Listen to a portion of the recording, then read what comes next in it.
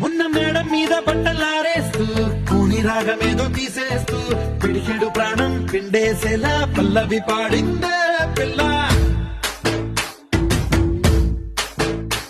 నిన్న coffee glass చేతి కందిస్తూ నాజుకైన వేళ్లు తాకేస్తూ మెత్తని మత్తుల విద్యుత్తిగై ఒత్తిడి పెంచిందే మళ్ళా.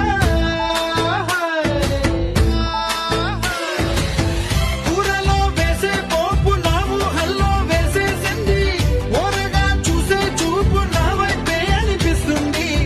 పూలలో గుచ్చే దారం నా గుండెల్లో గుచ్చేసింది, చీర చెంగు చివరంచుల్లో నన్నే బందీ చేసింది.